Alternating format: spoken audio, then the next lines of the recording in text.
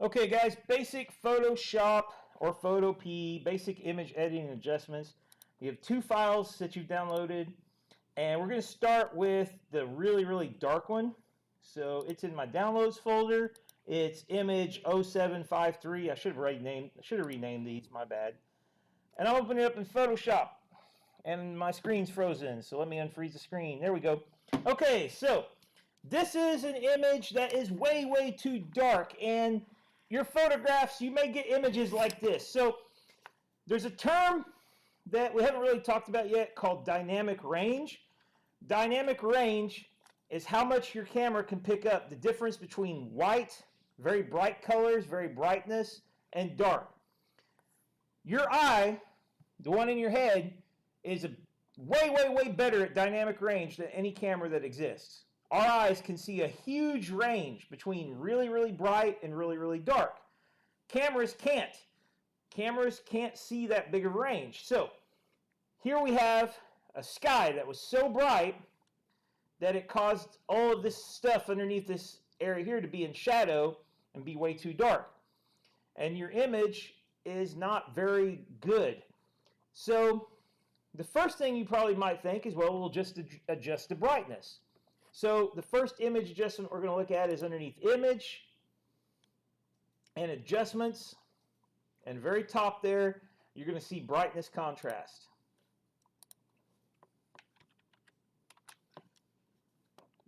Brightness and contrast, we'll look at contrast in a minute on another photo. We'll start with brightness. So if I up the brightness, I'm going to improve the dark area, but look what happened to the clouds. They're gone. They're so bright that they don't exist anymore. They're too bright to even show up. If I lower the brightness, look at that. The clouds look even better. You would never know that it's actually sunset, but if you tone it down a little bit, you start to see the colors in the clouds.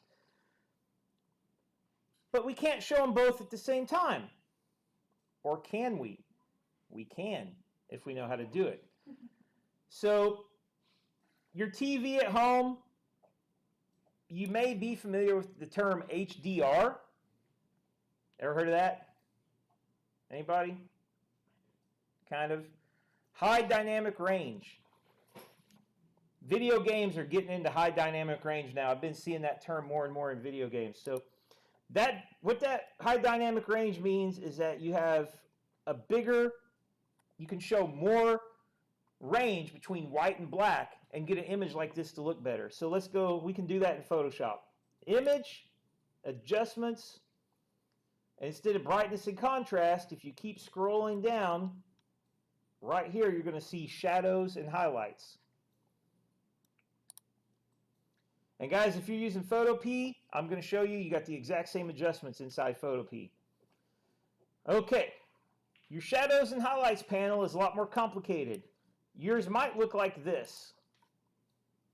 You got a box down here, show more options. Go ahead and click that box if you don't have that clicked, and then you get more options. Okay, when you first open shadows and highlights, it's automatically brightening your shadows because it just default does. You can brighten your shadows a lot. You can brighten your shadows just a little bit.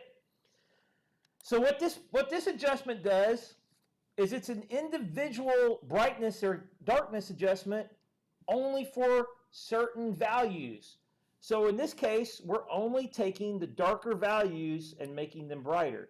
So we can adjust the values underneath that train awning and kind of get it to look a little bit more like you can actually make out some detail. You can also adjust tone. And tone determines how much of the shadows get brightened. So if you have tone down low, you're only brightening the darkest shadows. But if you have tone up to 100%, you're darkening all of the shadows. So you can just play around with tone a little bit, and you can find what you want to change. I usually find it just depends on how dark it is and how much you want to brighten it up. But I think that's going to work pretty good. Now, but here's another cool thing. You can go in and do the same adjustment to your highlights. Now, the default is for highlights to actually be not adjusted at all. But if I turn up the highlights, look at that.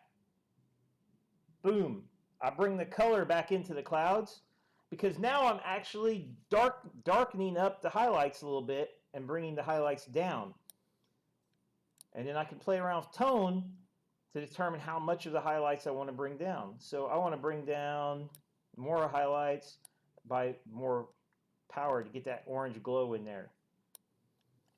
And once you think you've got it, you've also got a color adjustment down here where you can play around with the amount of color. You can turn the color up and down within this adjustment. I don't usually change this. I usually just leave it on plus 20 because it's set to plus 20. You can take it up and down if you need to. And when I get all the adjustments made that I like, I hit OK. Now let me turn off my magnifier. Let's look at that photo. That is so much more interesting to look at than the way it used to be, which is like this. Way too black. Awesome. Okay. So if you're using Photoshop, you can go to Save As, and you can type in brightness fixed, and you can save this to upload. Now, if you're doing this on Photopea, you can do this on a Chromebook. You can do this at home. You don't have to do this at school because Photopea.com basically does everything Photoshop does. And in some ways, it's better because you can just open it in a window. You don't even have to mess with opening Photoshop. It's way quicker. All right, so I'm going to do the exact same thing again really quick. I'm going to go to Open, and I'm going to find the original image. And there it is. Look at that, exact same place. Image, adjustments, shadows and highlights. Boom, exact same thing. Same controls. They look a little different, but they're the same controls. They do the same thing. So I can turn the shadows up. I can turn the highlights up. And now I've created a high dynamic range image.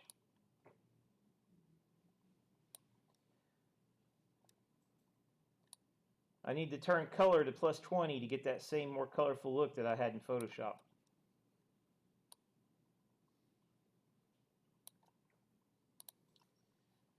So if you're using Photopea, once you've made your adjustments, you go to File. Instead of Save As, you go to Export As JPEG. And then you're going to save it. The one problem with Photopea is that when you save, it doesn't let you change the image name. So you'll have to open it up. If you want to rename it, you'll have to go to your files on your Chromebook.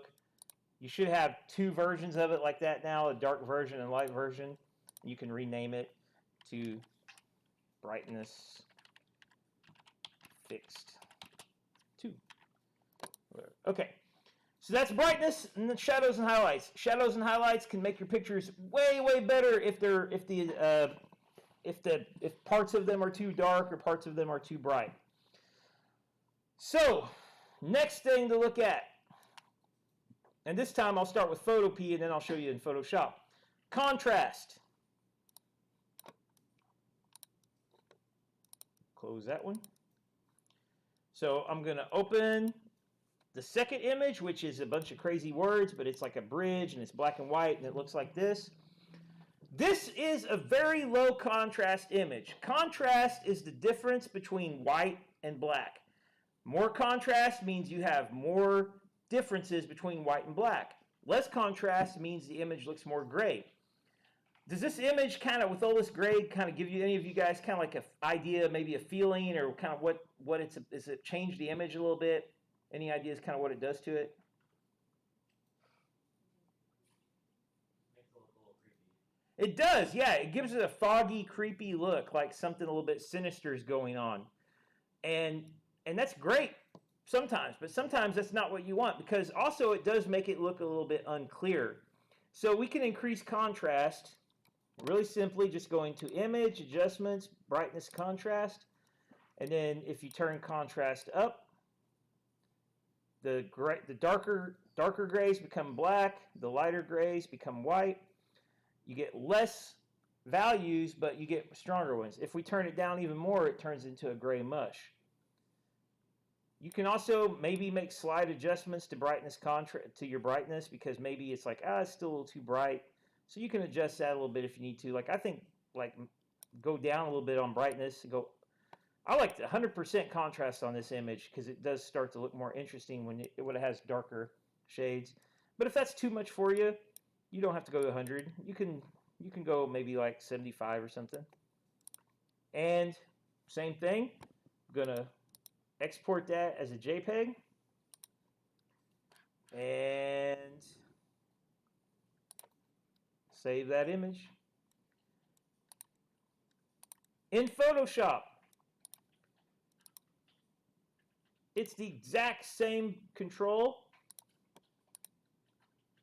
no difference. You go to Image, Adjustments, Brightness Contrast. Does the exact same thing, turns contrast up. Maybe turn brightness up or down if you think you need to. I like that right about there. That at about 100.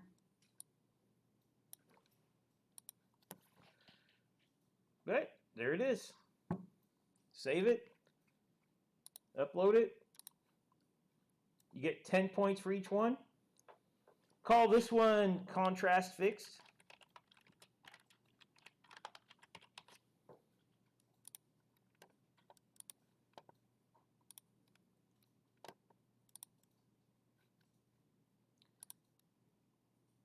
If you guys look at adjustments, there's a lot of adjustments.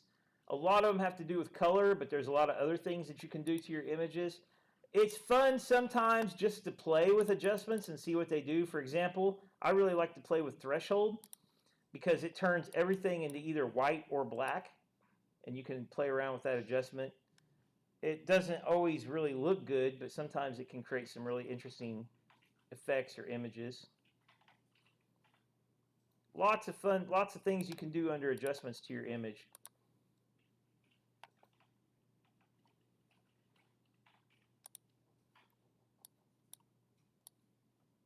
Okay, I'm turning off the video.